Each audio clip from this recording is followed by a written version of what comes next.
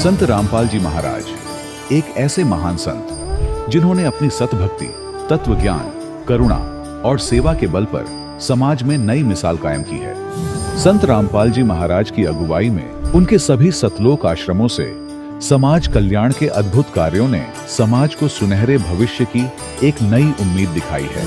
संत रामपाल जी महाराज से नाम दीक्षा लेने के बाद लाखों लोगों की लाइलाज बीमारियां जैसे कैंसर, एड्स आदि ठीक हुई।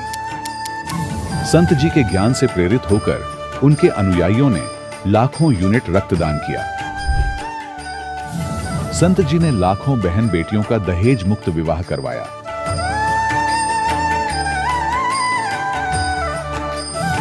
संत जी ने लाखों लोगों का नशा छुड़वाया, करोड़ों उजड़े परिवार बसे। संत जी के आश्रमों में समागम के दौरान निःशुल्क नेत्र चिकित्सा, दंत चिकित्सा प्रदान की जाती है। संत रामपाल जी महाराज द्वारा समय समय पर पर्यावरण संरक्षण के उद्देश्य से बड़े स्तर पर वृक्षारोपण किया जाता है। संत जी ने जरूरतमंदों को तत्काल राहत पहुंचाने के लिए एम्बुलेंस सेवा शुरू की। संत जी अपने अनुयायियों को देहदान के लिए प्रेरित करते हैं, जिससे मानवता की सेवा और चिकित्सा क्षेत्र में सुधार हो सके। संत रामपाल जी महाराज के सभी आश्रमों में हर रोज निःशुल्क भंडारा आयोजित किया जाता है, जहां हर वर्ग, हर जाति और हर धर्म के लोग एक साथ बैठकर भोजन करते हैं।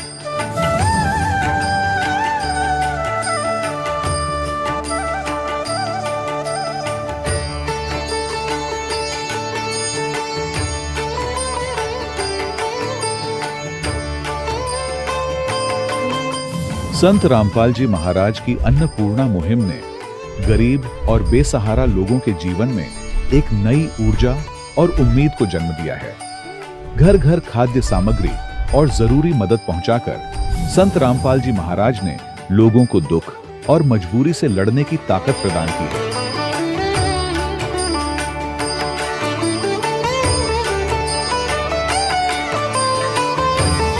संत रामपाल जी महाराज द्वारा गरीब लोगों के लिए घर बनवाने का अद्भुत कार्य एक ऐसी मिसाल कायम कर रहा है जो सदियों सदियों संत जी की उदारता और दया भावना के तौर पर जाना जाएगा।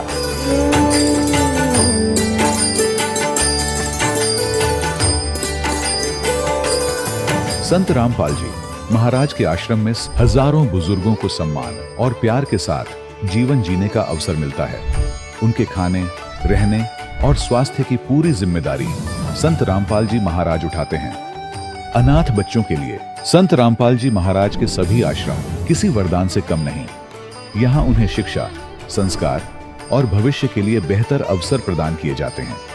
चाहे बाढ़ हो, भूकंप या महामारी, संत रामपाल जी महाराज और उनके अनुयायी हमेशा ही जरूरतमंदों के लिए सबसे आगे खड़े रहते हैं। कोविड महामारी के दौरान संत रामपाल जी महाराज के आश्रमों से करोड़ों लोगों के लिए भोजन, दवाइयां और जीवन रक्षक सामग्रियां उपलब्ध कराई गई। चाहे गरीब की मदद हो या किसी शोषित और पीड़ित वर्ग के हक और सम्मान की लड़ाई, संत रामपाल जी महाराज ने हमेशा ही उनकी दबी आवाज को सरकारों तक पहुंचाया है और उन्हें उचित न्याय दिलवाने में अहम भूमिका अदा की है। समाज में आध्यात्मिक और सामाजिक मूल्यों के प्रति जागरूकता लाने में संत रामपाल जी महाराज हर कदम पर मानवता के सच्चे सेवक साबित हुए हैं। संत रामपाल जी महाराज का जीवन हमें सिखाता है कि सच्ची सेवा वही है जो निस्वार्थ भाव से की जाए। आइए हम भी इस महान सेवा के कार्य में इस महान संत से जुड़ें और संत रामपाल जी महाराज से नाम दीक्षा लेकर अपने जीवन को धन्य बनाएं।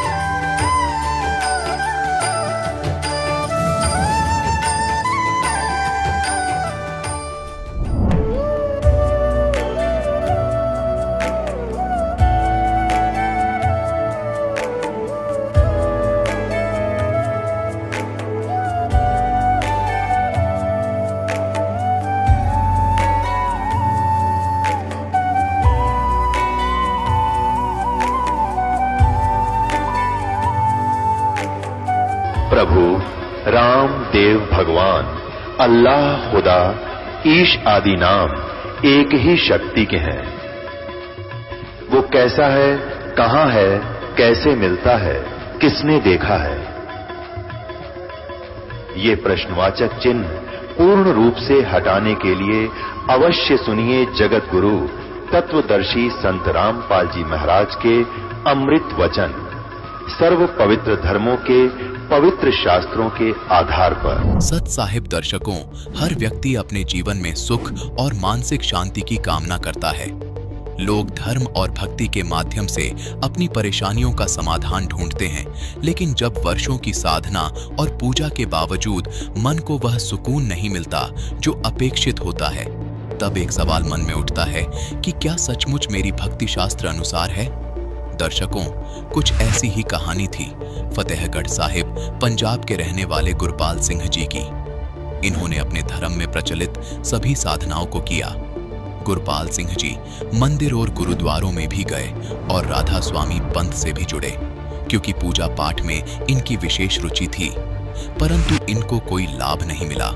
भूत प्रेत का साया और ग्रह क्लेश से इनकी जिंदगी बिल्कुल बर्बादी की कगार पर पहुंच गई थी।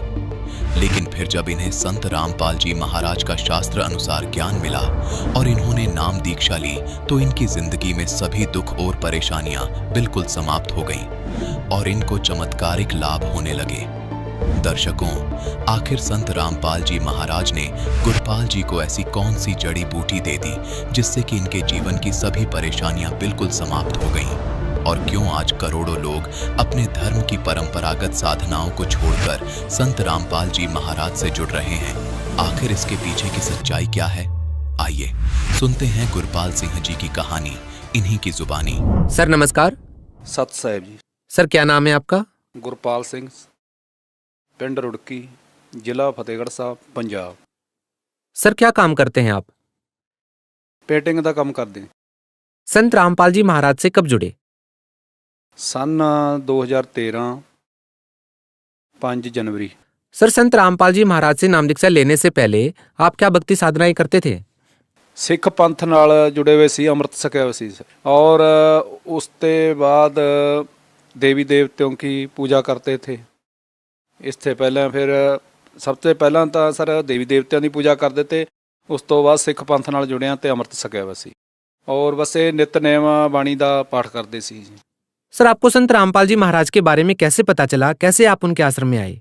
इन संत रामपाल जी महाराज जी के आश्रम दे विच जदों गए हैं जी, उस तो पहला मैनू DVD कैसटां किसी भगत कोलों प्राप्त होईयां ते वो मैं देखियां ते इन्हां दे ज्ञान नूं समझिया ते समझण दे उपरंत फिर मैं उत्थे आश्रम गया जी, कल्ला ही आश्रम जाके ते इन्हां दा नाम उपदेश लिया ते जो नाम उपदेश लिया ते उथों लंगर पानी छकिया बड़ी सुविधा नाल। ते उस तो बाद संत रामपाल जी महाराज जी के दर्शनां लई लाइन विच लगे तां लाइन विच लगण तो जदों संत रामपाल जी महाराज एक एक भगत नूं बड़े प्यार नाल आशीर्वाद दे रहे सी, सिर पर हत्थ रख के ते बचन भी करते सी, जो पुछना चाहुंदा सी कोई गलबात वो बड़े प्यार नाल उहदा जवाब दिंदे सी।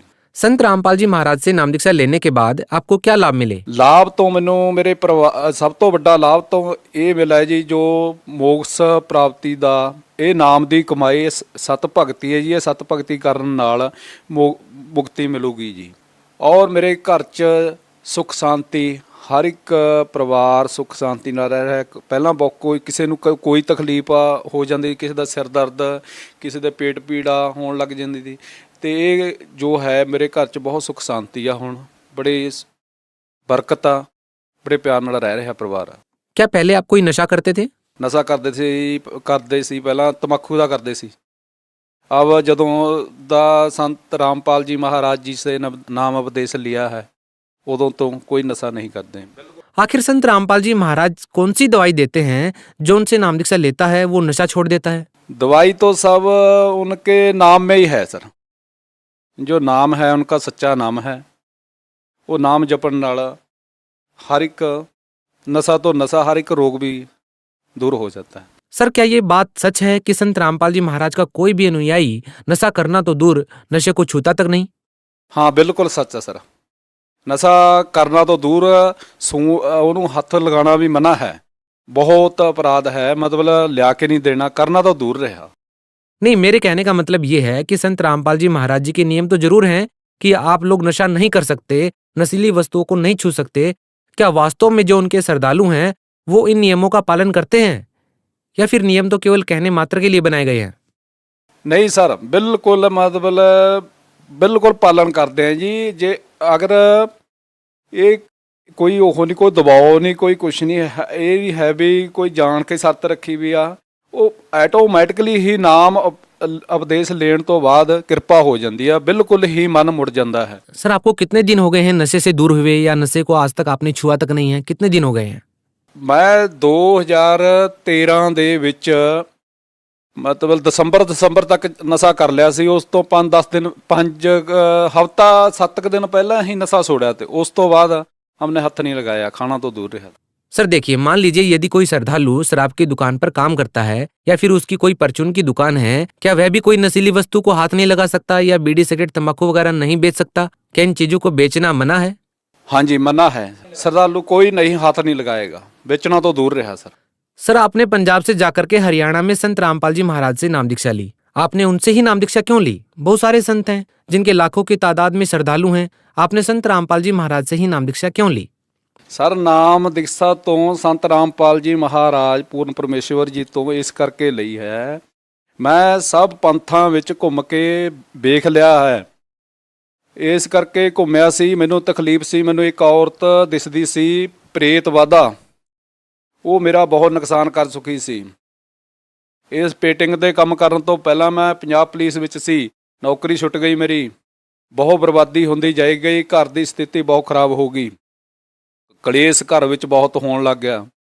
ਇਸ ਕਰਕੇ ਸਿੱਖ ਪੰਥ ਰਾਧਾ ਸੁਆਮੀ ਧੰਨ ਧੰਨ ਸਤਿਗੁਰੂ ਸਰਸਾ ਵਾਲੇ ਨਿਰੰਕਾਰੀ ਪੰਥ, ਇਨਮੇ ਸਭ ਕਿਤੇ ਮੈਂ ਜਾ ਕੇ ਆਪਣੀ ਤਕਲੀਫ ਦੂਰ ਕਰਨ ਲਈ, ਬਰਬਾਦੀ ਜੋ ਹੋ ਰਹੀ ਸੀ ਉਸ ਨੂੰ ਰੋਕਣ ਲਈ ਮੈਂ ਸਾਰੇ ਘੁੰਮ ਕੇ ਵੇਖ ਲਿਆ ਸਰ। ਅਤੇ ਇਸ ਕਰਕੇ ਮੈਨੂੰ ਸੰਤ ਰਾਮਪਾਲ ਜੀ ਮਹਾਰਾਜ ਜੀ ਦਾ DVD ਕੈਸਟਾਂ ਰਾਹੀਂ ਸਾਰਾ ਜੋ ਗਿਆਨ ਦਾ ਪਤਾ ਲੱਗਿਆ, ਸਤਸੰਗ ਸੁਣੇ ਇਹਨਾਂ ਦੇ, ਅਤੇ ਮੈਂ ਕਿਹਾ ਵੀ ਇੱਥੇ ਵੀ ਜਾ ਕੇ ਦੇਖਣਾ। ਅਤੇ ਸੰਤ ਰਾਮਪਾਲ ਜੀ ਮਹਾਰਾਜ ਜੀ ਦਾ ਮੈਂ ਦੇਖਣੇ ਹੀ ਗਿਆ ਸੀ, ਵੀ ਪਰਖਣ ਗਿਆ ਸੀ। ਨਾਮ ਉਪਦੇਸ਼ ਮੁਖਾ ਇਹਨਾਂ ਦੀ ਜੋ ਸ਼ਰਤਾਂ ਪੂਰੀਆਂ ਮੰਨ ਕੇ ਇਹਨਾਂ ਦਾ ਨਾਮ ਉਪਦੇਸ਼ ਲੈਣਾ ਜ਼ਰੂਰੀ ਹੈ, ਲੈ ਕੇ ਹੀ ਪਤਾ ਲੱਗੇਗਾ ਵੀ ਇਸ ਤੋਂ ਲਾਭ ਹੋਏਗਾ ਜਾਂ ਨਹੀਂ।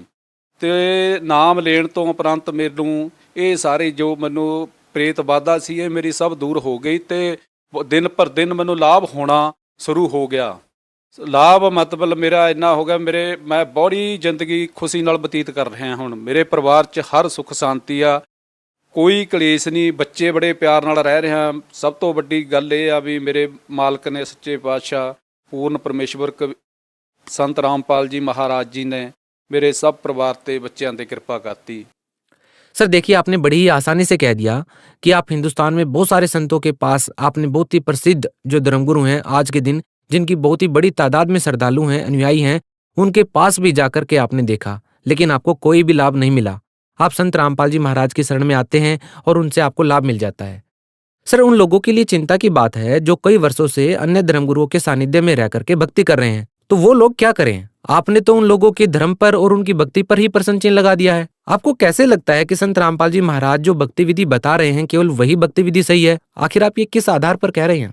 वो इस आधार पर कह रहे हैं सर, वेद मिलाओ, ਬਾਈਬਲ ਮਿਲਾਓ, ਗੀਤਾ ਮਿਲਾਓ। ਜੋ ਗੀਤਾ ਨੂੰ ਮੰਨਦਾ ਗੀਤਾ ਨੂੰ ਪੜ੍ਹੇ। ਅਤੇ ਜਦੋਂ ਸੰਤ ਰਾਮਪਾਲ ਜੀ ਮਹਾਰਾਜ ਜੀ ਦਾ ਚੈਨਲ 'ਤੇ ਸਤਸੰਗ ਆਉਂਦਾ ਹੈ, ਉਦੋਂ ਉਂਗਲ ਲਾ ਕੇ ਇੱਕ ਇੱਕ ਸ਼ਬਦ ਸਮਝਾ ਰਹੇ ਹੁੰਦੇ ਨੇ ਸੰਤ ਰਾਮਪਾਲ ਜੀ ਮਹਾਰਾਜ। ਉਦੋਂ ਆਪਣੀ ਤੁਸੀਂ ਬਾਈਬਲ ਜਾਂ ਗੀਤਾ ਜਾਂ ਕੋਈ ਗ੍ਰੰਥ ਨੂੰ ਪੜ੍ਹਨ ਵਾਲਾ ਜਾਂ ਕੋਈ ਸਰਸੇ ਵਾਲਿਆਂ ਦੀਆਂ ਕਿਤਾਬਾਂ ਨੇ ਮਹਾਰਾਜ ਜੀ ਦੀਆਂ, ਉਹਨਾਂ ਨਾਲ ਮਿਲਾ ਕੇ ਦੇਖੋ। ਉਹਨਾਂ ਦਾ ਕਿਸੇ ਦਾ ਨਾਮ ਨਹੀਂ ਇਹਨਾਂ ਨਾਲ ਮਿਲਦਾ ਜੀ। ਇਹਨਾਂ ਦਾ ਨਾਮ ਜੋ ਕੋਈ ਆਪਣਾ ਰੱਬ ਪਾਉਣਾ ਚਾਹੁੰਦਾ ਹੈ ਜਾਂ ਮਾਰਗ ਦੇ ਸੱਚੇ ਮੁਕਤੀ ਦੇ ਮਾਰਗ 'ਤੇ ਮੁਕਤੀ ਚਾਹੁੰਦਾ ਹੈ ਕਰਾਉਣੀ ਆਪਣੀ ਸੱਚੇ ਦਿਲੋਂ, ਤਾਂ ਉਹ ਇਸ ਗ੍ਰੰਥਾਂ ਦੇ ਪਿੱਛੇ ਪਵੇ ਅਤੇ ਇਹਨਾਂ ਦੇ ਸਤਸੰਗ ਨੂੰ ਬੜੇ ਪਿਆਰ ਨਾਲ ਸੁਣੇ ਅਤੇ ਜਦੋਂ ਪਰ ਇਹਨਾਂ ਤੋਂ ਤੁਸੀਂ ਨਫ਼ਰਤ ਨਾ ਕਰੋ। ਮੈਂ ਇਹਨਾਂ ਨੂੰ ਕਹਿੰਦਾ ਰਾਧਾ ਸੁਆਮੀ ਪੰਥ ਵਾਲੇ ਆ, ਚਾਹੇ ਭਾਈ ਸਰਸਾ ਵਾਲੇ ਆ ਮਹਾਰਾਜ ਜੀ ਦੇ, ਚਾਹੇ ਨਿਰੰਕਾਰੀ ਆ, ਚਾਹੇ ਸਿੱਖ ਪੰਥ ਨਾਲ ਜੁੜੇ ਹੋਏ ਆ, ਪਰ ਨਫ਼ਰਤ ਨਾ ਕਰੋ।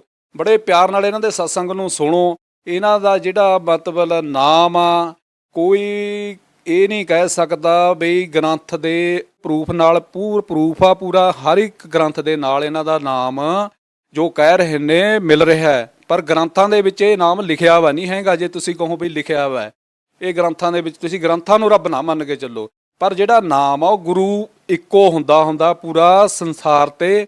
ਇਹ ਹੁਣ ਤੁਸੀਂ ਮੰਨ ਕੇ ਚੱਲੋ ਮੇਰੇ ਭੈਣ ਭਰਾਵੋ ਪਿਤਾਵੋ, PhD ਦੀ ਪੜ੍ਹਾਈ ਆ, PhD ਦੀ ਪੜ੍ਹਾਈ ਨੂੰ ਹਰ ਇੱਕ ਇਨਸਾਨ ਨਹੀਂ ਕਰ ਸਕਦਾ ਹੈਗਾ ਜੇ ਚਾਹੀਏ। ਇੱਕ ਨਾ ਮਤਲਬ ਸੰਤ ਆ ਜਿਹੜਾ ਇੱਕੋ ਹੁੰਦਾ ਸੰਸਾਰ ਤੇ ਪੂਰਾ। ਤੁਸੀਂ ਇਹਨਾਂ ਦੇ ਨਾਮ ਉਪਦੇਸ਼ ਨੂੰ ਸੁਣੋ, ਸਮਝੋ। ਆਪਣੇ ਫਿਰ ਕੋਈ ਬਾਈਬਲ ਪੜ੍ਹਨ ਵਾਲਾ ਜਾਂ ਗੀਤਾ ਪੜ੍ਹਨ ਵਾਲਾ ਜਾਂ ਵੇਦ ਪੜ੍ਹਨ ਵਾਲਾ ਉਹਦੇ ਨਾਲ ਮਿਲਾਓ। ਵਾਕਈ ਵੀ ਇੱਦਾਂ ਇਹਨਾਂ ਦੇ ਨਾਮ ਬਾਰੇ ਕਹਿ ਰਹੇ ਨੇ, ਜੋ ਸੰਤ ਰਾਮਪਾਲ ਜੀ ਮਹਾਰਾਜ ਕਹਿ ਰਹੇ ਨੇ, ਉਹ ਇੱਦਾਂ ਹੀ ਕਹਿ ਰਹੇ ਨੇ। ਬਾਕੀ ਉਹਨਾਂ ਦੇ ਵਿੱਚ ਲਿਖਿਆ ਹੋਇਆ। अपने ग्रंथों को ध्यान नाल पढ़ो ते समझो। सर, संत रामपाल जी महाराज के बारे में ये भी कहा जाता है कि वो अन्य धर्म गुरुओं पर टीका टिप्पणी करते हैं। संत रामपाल जी महाराज ऐसा क्यों करते हैं? नहीं सर, वो टिप्पणी किसी ते नहीं करते, वो सच बोल रहे हैं जी। जो वेद कह रहे हैं, गीता कह रही आ, कुरान कह रही आ, उन्हां दी कोई अपने कोल तो अपनी तरफों बुक नहीं छपाई भी हैगी। तुसीं अपने अपने घर च लिया के रखो। जिस धर्म नूं मनदे हो तुसीं, हर एक धर्म की बुक छपी भी आ, वेद रखो। अगर कहते नहीं कोई मतलब किसी चीज़ ਨੂੰ ਪਾਉਣਾ ਤਾਂ मतलब ਮਿਹਨਤ ਤਾਂ ਕੁਛ ਨਾ ਕੁਛ ਕਰਨੀ ਓ ਪਊਗੀ। ਉਂਝੇ ਨਹੀਂ ਉਹਨੂੰ मतलब ਟਿਕ ਦੇਣਾ ਵੀ ਇਹ ਗਲਤ ਨੇ। ਇਹ ਗਲਤ ਗੱਲ ਹੈ ਜੀ। मतलब ਇਹ ਬਿਲਕੁਲ ਸੱਚੀ ਗੱਲ ਸਮਝਾ ਰਹੇ ਨੇ ਸੰਤ। ਇਹਨਾਂ ਦੇ मतलब ਤੁਸੀਂ ਮਾਰਗ ਨੂੰ ਸਮਝੋ, ਮੇਰੀ ਤਾਂ ਇਹੀ ਬੇਨਤੀ ਆ। सर, संत रामपाल जी महाराज की वेशभूषा को देख करके ऐसा बिल्कुल नहीं लगता कि वो पूर्ण संत हैं।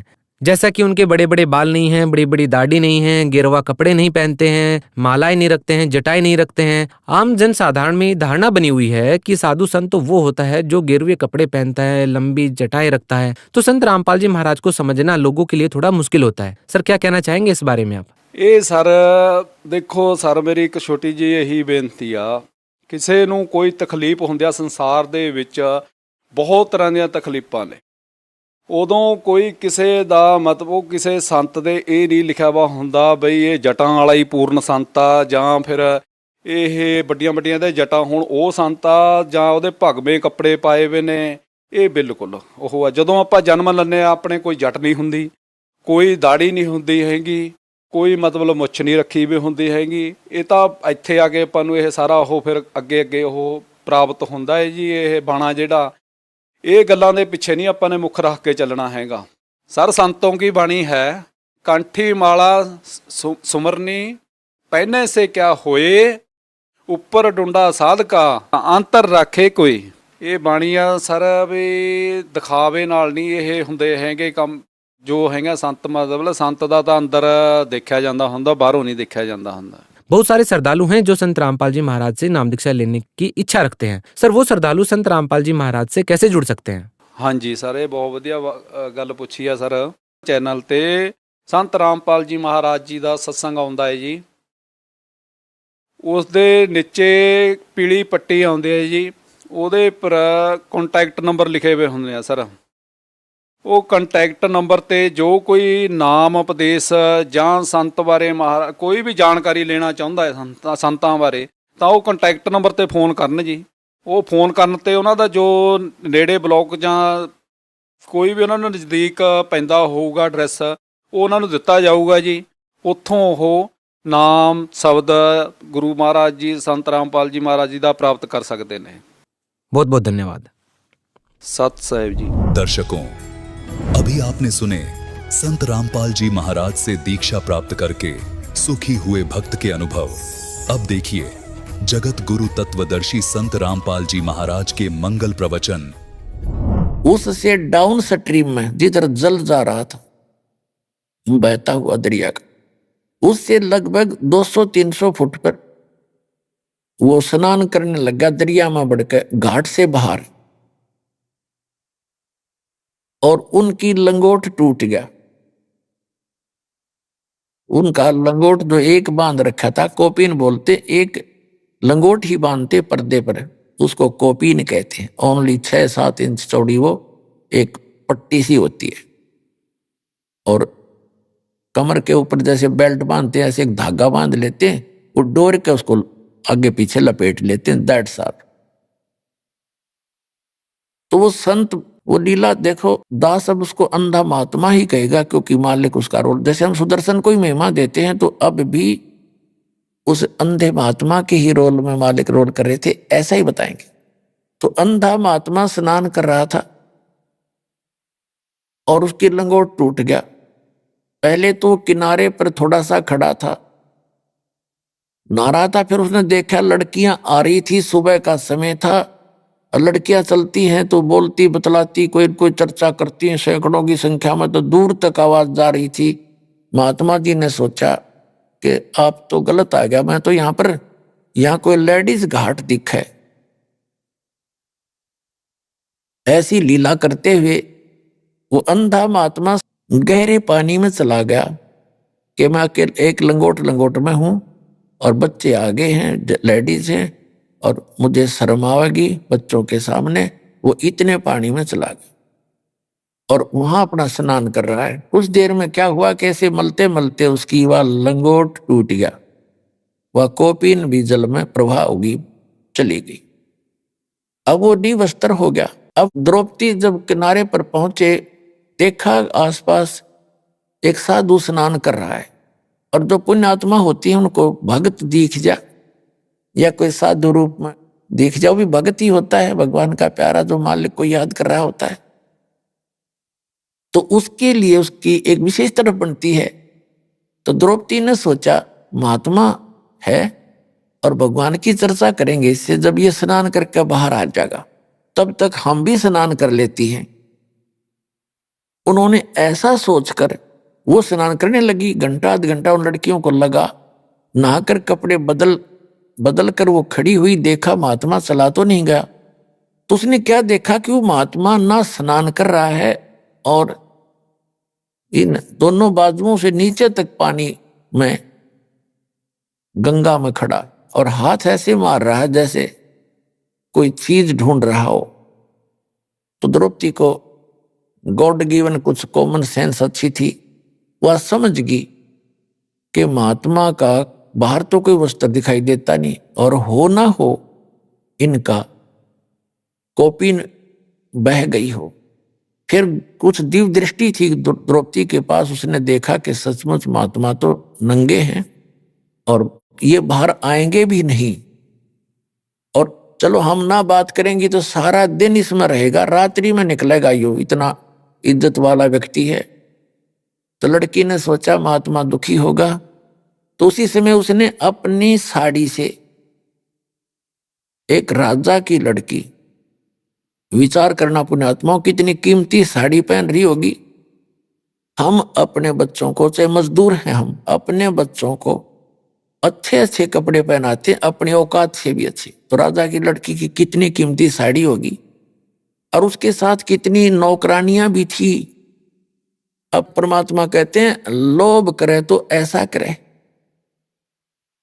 बैराग नाम है त्याग का 5-25वां।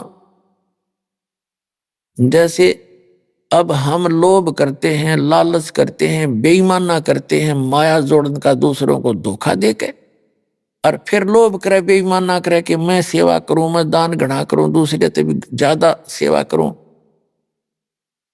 वो बेईमाना करे। जैसे द्रौपदी ये भी कह सकती थी अपनी बांदी को, नौकरानियों को, कि इनको कपड़ा डाल दे, वो साड़ी की साड़ी डाल देती। उसको मालूम था नौकरानियों को एक साड़ी रानी के कहने से, राजा की लड़की के कहने से दूंगी तो मुझे 10 देगी जाते ही, लेकिन उसने वो भी चांस उनको नहीं दिया। द्रौपदी ने स्वयं अपनी साड़ी का एक बिल्हात, एक गट बोले हैं ना पंजाबी में, हिंदी में बिल्हाट देसी भाषा, यानी 9 इंच के लगभग साड़ी पाड़ी अपनी और उस पानी में बहा दी।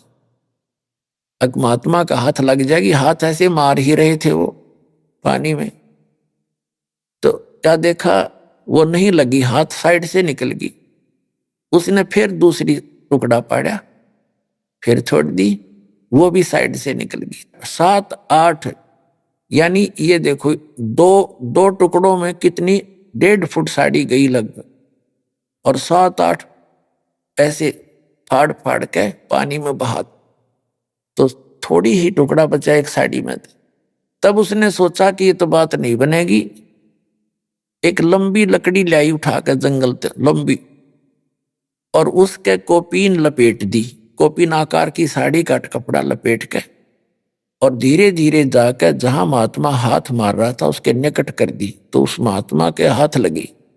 हाथ लगते ही उसने देखा, भगवान का शुक्र मनाया, ये भगवान बड़ी दया करी आपने, ये दाता आप तो इसमें दरिया में भी मेरी इच्छा पूरी कर दी। फिर उसने सोचा था कोई वैसे स्वाभाविक कपड़ा आ गया होगा, चीथड़ा पाटा हुआ कोई कतरसी। फिर उसने देखा कि नहीं, ये तो बहुत कीमती साड़ी है, और साड़ी का टुकड़ा प्रॉपर वैसे किसी ने भेजा है, तो कोई बहन बेटी ने, इन्हीं में से किसी ने दया करी। तब आशीर्वाद दिया उसने कि हे बेटी, आज तने मेरी इज्जत राखी, मेरा पर्दा रखा, भगवान तेरी इज्जत राखे और तने घणाए देवे। कहते साधु बोले सहज सुबह, और जो चावे सो कर दे। अब जब तो उस लड़की का को नहीं ध्यान रहा कि एक टुकड़ा साड़ी का दिया था, उसको तो अनगिन साड़ियां पड़ी थी। लेकिन जब उसका विवाह हो गया उस लड़की का, द्रौपदी का, और पांडव जो है राज हार गए जुए में कौरवों से, और अंत में चाल खेली, क्योंकि एक दिन द्रौपदी ने, राजा युधिष्ठिर ने उसका शीशे का महल बनाया था, शीश महल, उसमें शीशे लगा रखे थे, और दुर्योधन को आमंत्रित किया। तो द्रौपदी आई थी पानी का घड़ा भर के अपना, नीचे से ऊपर महल में, बाहर से, वहीं से साथ में कुएं होते थे राजाओं के, और उधर से दुर्योधन आ रहा था। दुर्योधन की टक्कर लगी शीशे में, शीशे की दीवार थी, उसने दिखे, पारदर्शक थी, उसने दिखा को ना, और अच्छी तरह गिर गया दड़ाम देसी। द्रौपदी हंसन लगी। एक तो उसने मजाक किया था एक देवर समझ के, और कहा था कि अंधों की संतान अंधी ही होती है, और यहां परमात्मा ने निर्णय दिया है सुख संवेद में, उस कबीर भगवान ने, कहते हैं साधु सजन और सोना गोल्ड, ये टूट जुड़े 100 बार, और दुर्जन और पाका कलश एक धक दरार। कितना अनमोल उदाहरण दिया परमात्मा ने कि जो सजन व्यक्ति होते हैं उनकी कहा सुनी भी हो जाती है, लेकिन कुछ दिनों के बाद ऐसे हो जाते हैं जैसे कभी झगड़ा हुआ ही नहीं था, कोई मलाल नहीं रखते। संत और सजन, साधु भगत और सजन यानी जेंटलमैन, और सोना गोल्ड, उसने कितना तोड़ के और फिर दोबारा किसा ही बना दे वैसा ही बन जाता है, उसमें निशान भी नहीं रहता, उसी तरह जुड़ जाता है।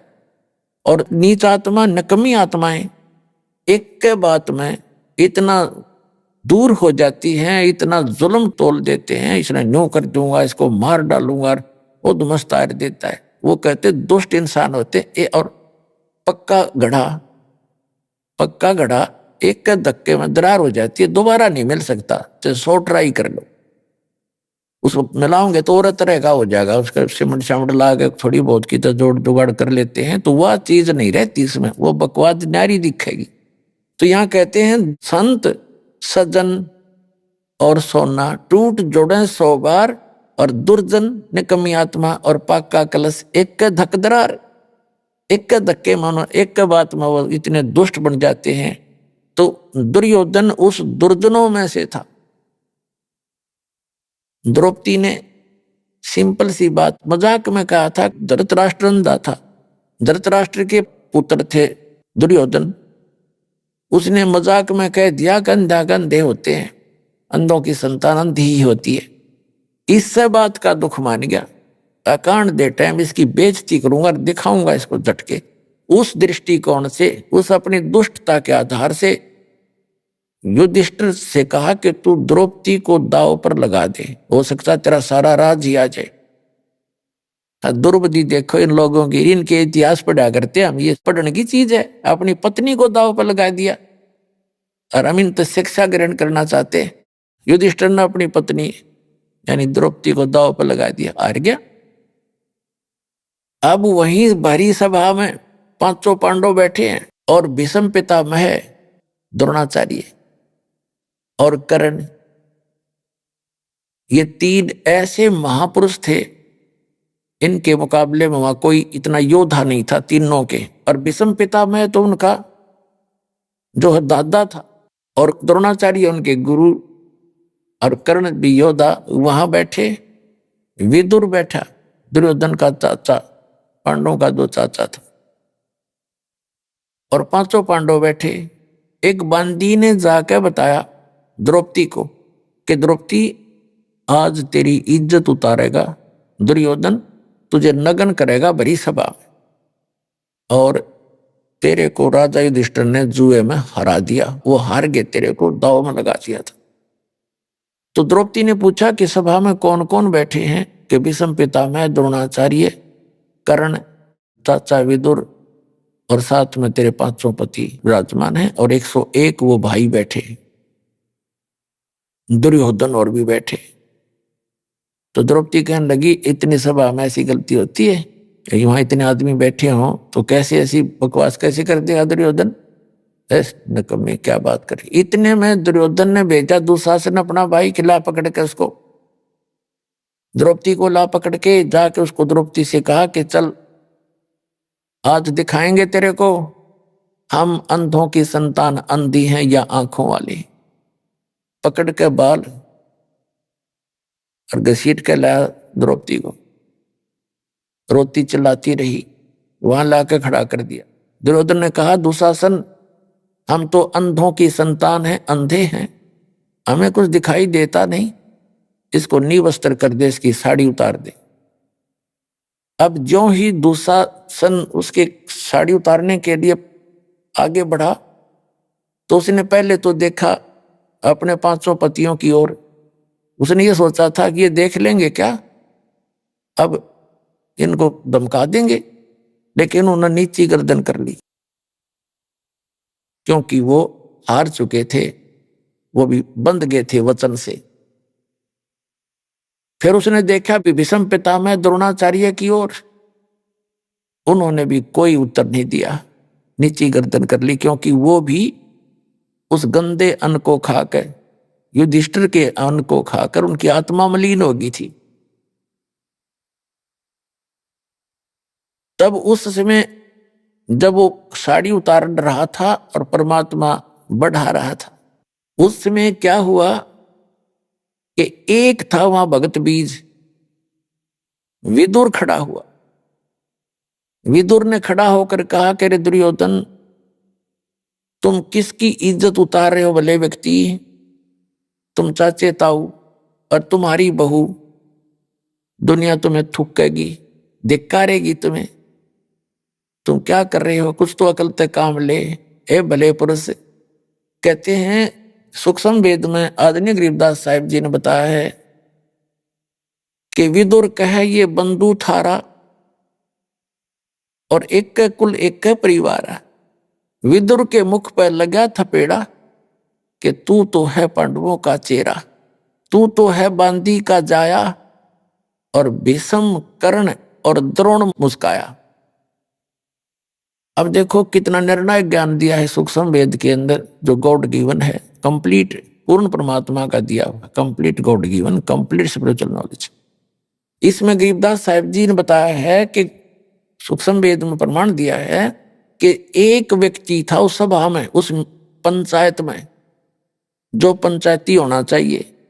पंचायती अगर कहीं पंचायत में गया है और सत्य की बात कहे, न्याय की बात कहे, कोई नाराज रहे चाहे राजी रहे, उसकी बात को नहीं मानता है तो पंचायत छोड़कर चला जाना चाहिए, वहां रहने में भी दोषी हो जाता है। तो विदुर ने जब न्याय की बात की, एक था वहां पंचायती, उसने खड़ा होकर कहा, विदुर कहे ये बंधु तुम्हारा, तुम्हारा भाई बंध है, और एक के कुल तुम्हारा एक ही परिवार है। विदुर के मुख पर लगा थपेड़ा, दुशासन ने थप्पड़ मारा अपने चाचा के, और तू तो है इन पांडवों का चमचा, तो इनका इनने की तरफ बोलता हमेशा ही। कहते हैं तू तो है बांदी का जाया, क्योंकि विदुर की उत्पत्ति एक बांदी से हुई थी। तो उस बात पर जब दुशासन ने ये कहा कि तू तो है बांदी का जाया, भीष्म, द्रोण और कर्ण मुस्काया। वो तीनों योद्धा भीष्म पितामह, द्रोणाचार्य और कर्ण कहते हैं दांतरे काटे, दांतरे हंसे, जबकि उनको खड़ा होके कहना चाहिए था निकम्मे, खबरदार जब तेने तेरा अपने चाचा का हाथ लगा दिया, तेरे जैसा दुष्ट नहीं, निकम्मी आत्मा, और सभा छोड़ देनी चाहिए थी। कहते वो हंसे इस बात पर जब उन्होंने न्यों कहा तू तो बांदी से उत्पन्न है ना, तेरी तो ऐसी ही गुलामों वाली ही वृत्ति है और तो इनका चमचा है। इस बात पर वह तीनों हंसे, जबकि गुरु पद पर बैठा व्यक्ति हंस रहा इस बात पर। देखकर अरे इन इतिहासों को पढ़ा करते हमारी से हमारा कल्याण चाहते थे और समाज सुधार चाहते थे। तो कहते हैं जब द्रौपदी ने देखा विदुर चला गया उठ के, अब द्रौपदी ने देखा ये तीनों हंस रहे इस बात पर। अपनात्माओं जो दास ने कथा सुनाई थी गज और गरा की, हाथी और मगरमच्छ की, जब तक उन्होंने अपने अंगे का प्रयोग किया वह दुखी रहे, और जब उन्होंने मालिक याद किया तो फैसला हो गया उनका। तो हम जब तक अपनी बकवादों में अपना अंगा प्रयोग करेंगे मालिक दूर रहे से, और जब हम उस मालिक को याद करेंगे, यहां संसारिक साथी तरह कोई आपका कोई साथ नहीं देगा। आप देख लेना, हमने तो खूब आजमा रखा है। जब हम मालिक की शरण में आते हैं तो उसी को पुकारें। जब द्रौपदी ने जब सारे उसके देख लिया कि कोई भी संसारिक सहयोग तुझे नहीं मिल रहा है, तब मालिक याद आया। अब देखो आपत्ति में सब पुकारे हैं, सब ने पहले माँ बाप ने याद करें, फिर हे भगवान बचाइए, लेकिन उनकी पुकार नहीं सुनी जाती क्योंकि उनके पूर्व जन्म का कोई संस्कार नहीं होता। अब वो एक बिलहात 1 9 इंच का दिया हुआ कोपीन का कपड़ा सुपात्र को कुपात्र को दिया हुआ दान भी विफल होता है। तो सुपात्र को दिया हुआ वो नेसेसिटी थी उसकी, जैसे मेरे साथ दुआन रहे हैं और कपड़े मांगते हैं और सामने बेच कर दारू पी ले, ऐसे दुष्टों को दिया हुआ तो यूजलेस है वो। तो ऐसे स्थान पर दिया हुआ टुकड़ा अब कहाँ काम आया। जैसे द्रौपदी ने वहां से पुकारा, उसकी आत्मा की पुकार गई ऊपर धर्मराज के दरबार में। ऑटोमेटिक सिस्टम है यहाँ का। अब तो आपको और आसानी तो समझ में आ जाएगा, इंटरनेट वगैरह लग गए, समझदार मालिक ने पहले याद आया न्योय करी है कि अध्यात्मक मार्ग तो इससे और एफिशिएंट है और बहुत ज्यादा सुपीरियर है इससे। तो यहां से पुकार गई ऊपर, एकदम वहां घंटी बजती है जबरदस्त। जब जिसी पर आपत्ति आती है ऑटोमेटिकली उस आत्मा का अकाउंट खुल जाता है और धर्मराज का उस पर ध्यान जाता है कि इस लड़की पर ये आपत्ति आई इस आत्मा पर, तो वो ये देखता है इसका कोई ऐसा संस्कार है जिससे मैं इसकी मदद करवा सकता हूं। तो उसने क्या देखा कि ये एक अंधे महात्मा को कपड़ा दिया है लड़की ने, और उसका फिर बेनिफिट देखा उसी में कंप्यूटर में, उसमें देखा इसमें तो कितना ही दिया जा सकता है। तो वहां से रिफ्लेक्ट होकर वो उसकी पुकार कहां आती है। जैसे श्री कृष्ण रूप में उनके गुरुजी थे द्रौपदी के, श्री कृष्ण जी। श्री कृष्ण जी तो द्वारका में अपनी पत्नी रुक्मणी के साथ वहां शतरंज खेल रहे, और वहां से वो रिफ्लेक्टेड आई पुकार शक्ति एकदम। श्री कृष्ण जी पासे डालना चाहा, जैसे शतरंज खेलते हैं ना, पासे होते हैं इनके, और उसमें बोलते हैं पासे डाल के, कोई पौ 12, कोई कच्चे 11, पक्के 12, पक्के 18 ऐसे। तो जो ही श्री कृष्ण जी ने पासे डाले, एकदम हाथ उसका ऐसे होगा आशीर्वाद की तरह, ऐसे अकड़ गया और कहा अनंत। हाँ, वो कृष्ण जी नहीं बोल रहा था उसमें, वो तो वहां से रिमोट से परमात्मा ने उसे अनंत को वहां से, जैसे आजकल ये प्रोग्राम रिले होते हैं इंटरनेट माध्यम से, इलेक्ट्रॉनिक मीडिया बन गया है। एक यहाँ छतरी आ जाती है एक गाड़ी पर लगी हुई, और यहाँ से टेलीकास्ट वहां करते और वहां से घूम कर यहीं फिर देख लेते हम। तो ऐसे वहां से ऑटोमेटिकली श्री कृष्ण में आई वो पावर, एकदम उसका हाथ ऐसे हो गया अनंत। तो रुक्मणी ने हाथ पकड़ा कि इन पासा खेलते समय, शतरंज खेलते समय अनंत का क्या मतलब है, हार गया ना।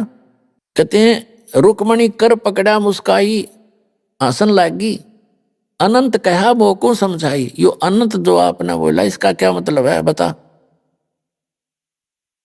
तब श्री कृष्ण कहता है कि दुशासन ने द्रौपदी पकड़ी। अब श्री कृष्ण ने ना पता तो वो पावर कोई और बुला रही थी उसको अपने रिमोट से। दुशासन ने द्रौपदी पकड़ी और मेरी भगत सकल में सिखरी, यानी सबसे टॉप मोस्ट है हमारे जो भक्ति करता है। मेरी भगत सकल में सिखरी, जय अमरी भक्ति हमारा भगत पिछोड़ी होई, तो हमारा नाम न ले वह कोई। जब हमारा भगत हार गया, उसकी हीनता होगी, तो भगवान का नाम लेने वाला कोई रहेगा नहीं। फिर कृष्ण जी तो वहां लग गया खेलन, पासे इतना कुछ कह सुन के नो प्रमाणित करने के लिए एक मैंने यहां से कुछ और शक्ति ने किया। और कहते हैं तंदे ही से पासा डारी, श्री कृष्ण जी तो वहां शरीर से खेल रहे हैं पासे, और पहुंचे सुख समरूप मुरारी। वो सब का धारण पोषण करने वाला। अब इन सब सदग्रंथों से मेल करके आपके समझ में आवेगी कि यो खेल हो कहां से रहा है। जगत का पेखना पेख्या, धनी का नाम ना लेखा। जो सब कुछ करा उसका तो नाम निशान नहीं। कोई के कृष्ण ने कर दिया, कोई नू के कृष्ण फराने ने कर दिया। इन कृष्ण और पापड़ा ना हुआ। जब दुर्वासा ने श्राप दे दिया था, 56 करोड़ यादव कटके मर गए, और श्री कृष्ण के पोते पोत्र पड़पोते सारे मर गए उसकी आंखों के सामने, और स्वयं तीर से मारा गया। तब ना करा श्री कृष्ण जी ने, तो हमारी बुद्धि काम में ना करती, क्योंकि हमने इनकम्प्लीट नॉलेज सुना हुआ था। अब जैसे जगत का पेखना पेखा, धनी का नाम ना लेखा, हमने एक दूसरे का सिर कर रखे, उसने न्यू कर दिया, उसने उसे कर दिया है। जो करने वाला उसका कितना नामो निशान नहीं। अब दास बताएगा ये कौन कर रहा है सारा खेल। तंदे ही से पासा डारी और पहुंचे सुख समरूप मुरारी। श्री कृष्ण तो खेल रहे वहां पर, और भगवान पहुंचे श्री कृष्ण रूप बना के, उसी गुरु का रूप बना करके वो परमात्मा ही उस पूर्व जन्म की साधना से भी वही लाभ देता है, और वर्तमान की सत साधक को भी वही परमात्मा उसी गुरु के रूप में आके लाभ देता है।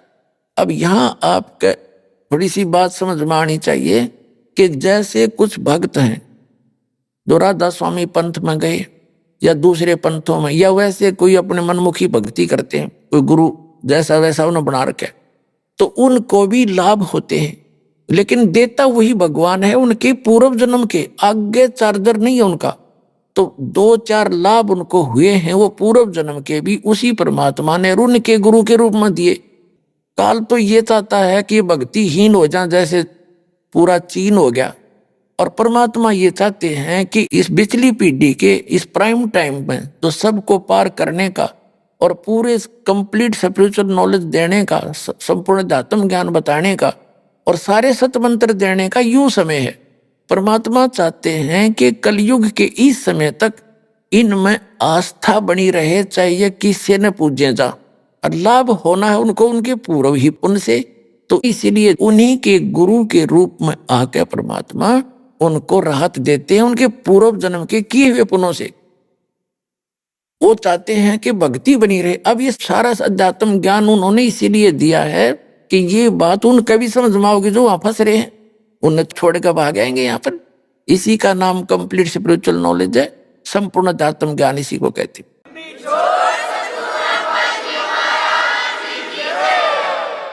तो कहते हैं श्री कृष्ण जी का रूप बनाकर सूक्ष्म रूप, और परमात्मा पीछे खड़े हो गए और ऐसे आशीर्वाद कर दिया। कहते हैं पहुंचे सूक्ष्म रूप मुरारी, खेचत खेचत खेच कसीसा, खूब जोर लाके खेच रहा है दुशासन, खेचत खेचत खेच कसीसा, सिर पर बैठे हैं जगदीशा। कहते हैं द्रौपदी को कोपिन दईरे बढ़ गए अंत पारे, तो खेचत खेचत खेच कसीसा, सिर पर बैठे हैं जगदीशा। द्रौप सुता को चीर बढ़ाए, शंख शंखों पार नहीं पाए। अब दुशासन साड़ी खींच खींच के इतना योद्धा था, कहते हैं 10,000 हाथियों की ताकत दुशासन के अंदर। जैसे आजकल तो हॉर्स पावर से गिनते हैं, उसमें एलिफेंट पावर गिनी जाती थी।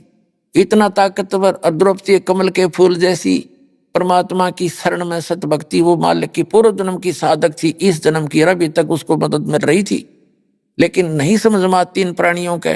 तो फिर परमात्मा ने वो अनंत बढ़ा दिया, दुशासन पसीनम पसीना हो गया, इतना तगड़ा योद्धा। तो फिर बताया परमात्मा ने आकर के द्रौपसुता को दिन ने लीर जाके अंत बढ़ाए चीर। वो तो बात आई गई हुई, दुशासन थक के बैठ गया, भाई कोई पता नहीं के जादू कर दिया इसने। तो ये जादू कहने लग जाते हैं फिर जो कर्महीन इंसान। फिर द्रौपदी अपने घर चली गई, बात वहां खत्म हुई। अब कुछ दिन के बाद श्री कृष्ण जी आए। श्री कृष्ण जी से द्रौपदी ने कहा है, भगवान जब मेरे सारे संसारिक सहारे खत्म हो गए थे, मेरे पति भी मदद करने योग्य नहीं रहे थे, और भीष्म पितामह द्रोणाचार्य और कर्ण जी ने भी मेरी मदद नहीं करी, और ये मेरी ऐसी समस्या आ गई थी, भगवान आपको याद किया, आपने मेरी लाज रखी। हे परमात्मा, मेरे कौन से कर्म का फल था? अब कृष्ण जी को तो याद भी कोई ना, उस पता भी नहीं था वहां क्या हो रहा, उसकी गेल घटना। पुणात्मा यहां समझना चाहिए आपने कि वो करने वाला कौन था। तब द्रौपदी ने बताया ऐसे ऐसे हो गया था, सब ने बताया कि बड़े कमाल किया आपने, तो ये गुरु का नाम लिया जाता है, करता भगवान ये। पांडवों के गुरु भी श्री कृष्ण जी थे, तो श्री कृष्ण जी को दिव्य दृष्टि दी, क्योंकि पुण्य कर्मी प्राणी हैं और परमात्म पद प्राप्त है इनको, 3 लोक के प्रधान है, एक विभागीय मंत्री हैं, इनमें इतनी दिव्य दृष्टि होती है। उन्होंने दिव्य दृष्टि से देखा कि हो द्रौपदी, आपने जब आप कंवारी थी अपने पिता के घर पे एक बार स्नान करने गई थी, तो एक अंधे महात्मा की कोपीन बह गई थी जल में, और आपने अपनी साड़ी पाड़ के और उसको कोपीन दी थी। उस एक छोटे से कपड़े का वो फल है तुझे, जिस कारण से भगवान ने तेरी यह साड़ी बढ़ा दी। अब द्रौपदी उस बात को याद करती है, हे भगवान, हे परमात्मा, एक लीर यानी एक छोटे से टुकड़े के कारण मेरे हो गए चीर अपार, और जब मैं पहले जानती तो सर्वस्व देती वार। जब मुझे पहले पता होता ऐसा महापुरुष है, उस पर फिदा हो जाते, पता नहीं नाम लेते, उसे ज्ञान लेते हैं और कुर्बान हो जाते, मैं सर्वस्व देती वार। मुझे नहीं मालूम था वो इतने महापुरुष थे, एक छोटे से कपड़े के दान करने से आज मुझे इतना लाभ मिला। तो पुण्यात्माओं, आज आपको वो स्थान प्राप्त है, थोड़े से दान का असंख्यों गुणा मिलेगा, और थोड़ी सी भक्ति का आपको असंख्य गुणी भक्ति डिपॉजिट होगी।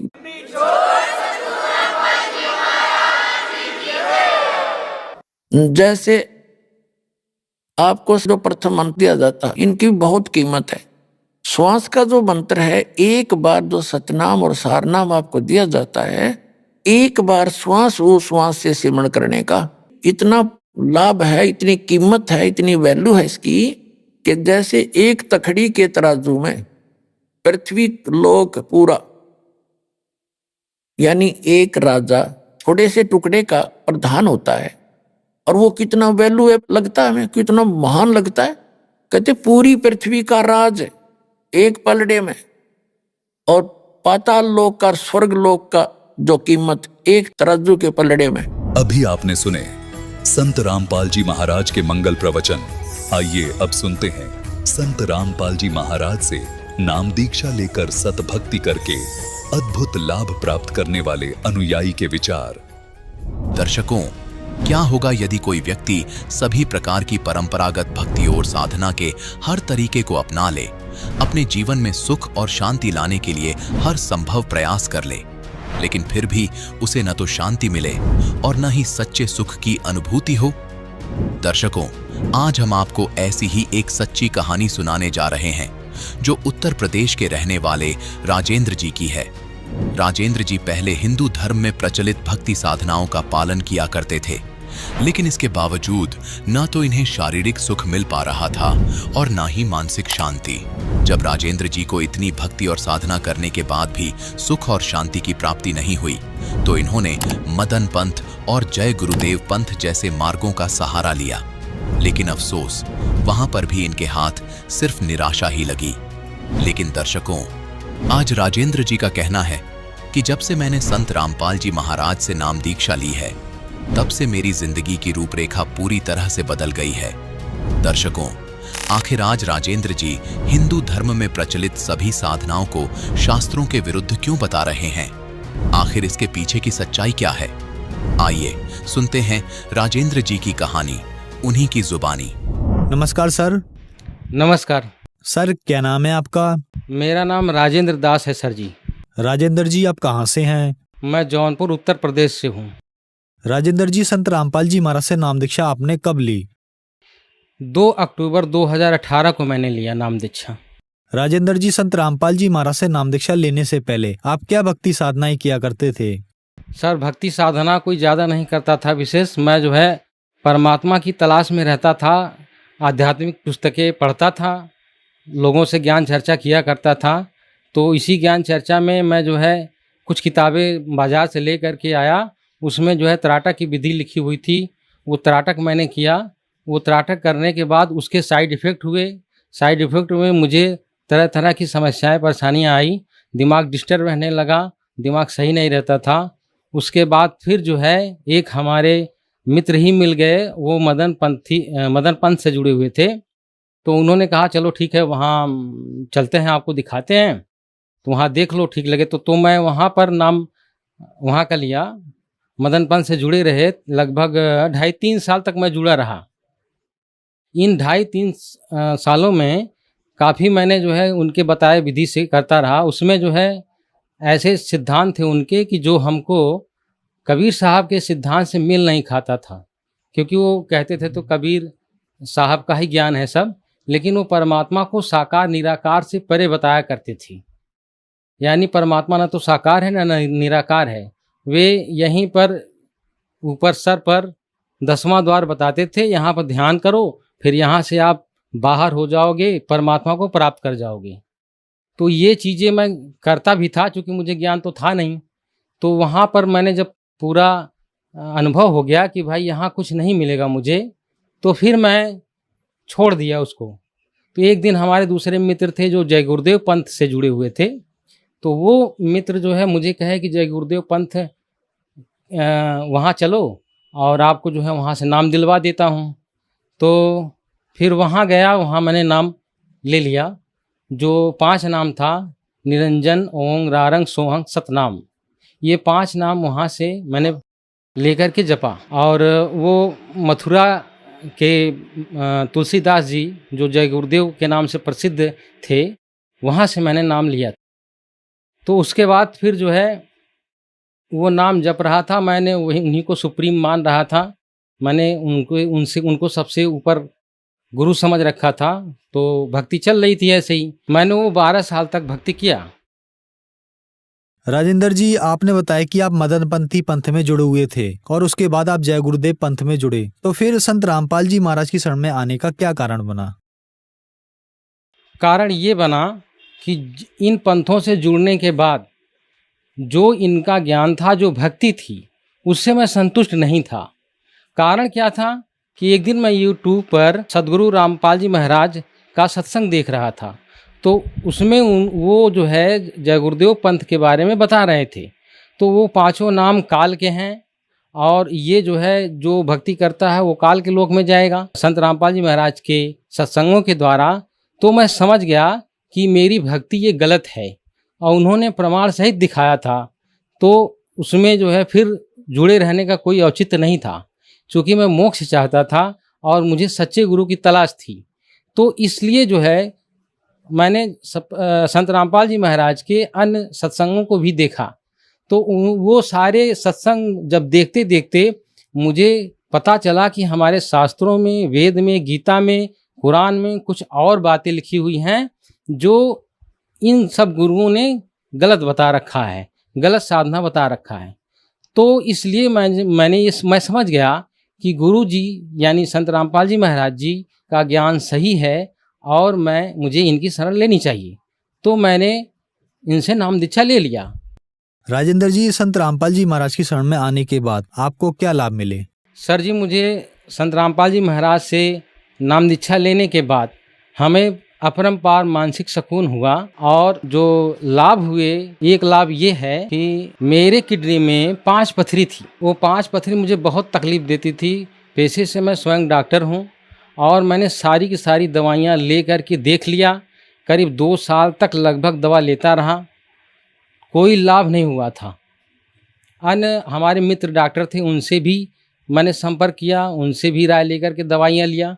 अंत में मैं जो है कि एक हमारे जौनपुर के ही MS हैं, उन KP यादव, उनसे भी मैंने ये दवा सलाह लिया। तो उन्होंने कहा कि ऑपरेशन होगा और कोई विकल्प नहीं है। तो इसी बीच मैंने नाम दीक्षा लिया। तो जब मैंने भक्ति करना शुरू कर दिया, तो भक्ति के बाद, नाम लेने के बाद, संत रामपाल जी महाराज से जब मैंने भक्ति नाम ले लिया, तो उसके बाद फिर जो है हमारे किडनी में जो दर्द था वो समाप्त हो गया। आज तक कोई दर्द नहीं हुआ, समस्या हमारी सॉल्व हो गई। डॉक्टर ने रिपोर्ट देकर कहा था कि ऑपरेशन होगा, लेकिन बिना ऑपरेशन के हमारा तकलीफ का समाधान हो गया। दूसरा लाभ ये हुआ कि करीब 25-30 साल से लगातार सर में दर्द होता रहता था, कभी कभी बहुत ज़्यादा बढ़ जाता था। तो वो एक तरह से माइग्रेन था। तो उस माइग्रेन से मैं मुक्ति पाया और बिना दवा के मैं सही हूँ। उसके बाद फिर एक और हमारे साथ योग बनता था कि अक्सर एक्सीडेंट हो जाया करता था। कहीं जाते वक्त जो है अधिकतर थोड़ा सा बच जाता था, तो फिर या फिर लड़ भी जाता था। एक बार मेरा हाथ भी टूट गया था। तो ये योग बार बार बनता था, सैकड़ों बार बना हुआ है। और अब लेने के नाम दीक्षा लेने के बाद अब फिर ये योग नहीं बनता है। ये बहुत विशेष लाभ हैं। एक बार एक कोई व्यक्ति था जो हमारे पर फर्जी मुकदमा कर दिया था। वो SC वर्ग थे, उन्होंने मेरे पास मुकदमा कर दिया था ज़मीन को लेकर के, गलत मुकदमा था। वो मैंने संत रामपाल जी महाराज से प्रार्थना लगाया, मन ही मन दंडवत प्रणाम करके कहा कि हमें इस फर्जी मुकदमे से मुक्ति दिला दो। तो परमात्मा हमारे संत रामपाल जी महाराज ने ऐसी कृपा की कि वो उसको ही सब गांव वाले समझाने लगे कि मुकदमा तुमने गलत किया है, उनके ऊपर से हटा लो। तो वो व्यक्ति जो है मुकदमा फिर वो ख़त्म कर दिया। आज फिर वो मुकदमा नहीं चल रहा है मेरे ऊपर। तो ये भी लाभ हमारे साथ हुए। राजेंद्र जी, आप एक डॉक्टर हैं और संत रामपाल जी महाराज के अनुयायी बताते हैं कि संत रामपाल जी महाराज की शरण में आने के बाद उनकी बड़ी से बड़ी बीमारी ठीक हो जाती है। तो जहां मेडिकल साइंस फेल हो जाता है, डॉक्टर उनको मना कर देते हैं और संत रामपाल जी महाराज की शरण में आने के बाद वह बीमारी ठीक हो जाती है। ऐसा कैसे संभव हो पा रहा है? क्योंकि परमात्मा कबीर साहब की बताई हुई ज्ञान को संत रामपाल जी महाराज बताते हैं। वो परमात्मा के ज्ञान को बता कर के उनके अनुसार उनकी बताई भक्ति विधि को बताते हैं। और उस भक्ति विधि से जो भी भक्ति करेगा उसको लाभ होगा। कैंसर क्या किसी भी तरह की समस्या का समाधान हो जाएगा। इस वजह से साइंस जहाँ खत्म हो जाती है वहाँ इन भक्ति से लाभ होने लगता है। राजेंद्र जी, संत रामपाल जी महाराज से नाम दीक्षा कैसे ली जा सकती है? संत रामपाल जी महाराज से नाम दीक्षा लेने के लिए आप उनके किसी शिष्य से आप कांटेक्ट कर सकते हैं। वो आपको बता देंगे। जगह जगह नाम दान सेंटर खुले हैं, वहाँ वो पहुँचा भी देंगे, वहाँ से ले सकते हैं। दूसरा ये आप जो है जब उनके सत्संग चलते हैं अन्य चैनलों पर, तो आप एक नीचे चलती हुई पट्टी दिखाई देगी जिसमें नंबर कुछ आपको दिखाई देंगे। उस नंबर को नोट करके आप फ़ोन लगाएं, वहाँ से आपको बता दिया जाएगा आपके नज़दीक नाम दान सेंटर, वहाँ जाकर आप नाम दीक्षा ले सकते हैं। धन्यवाद सर। धन्यवाद।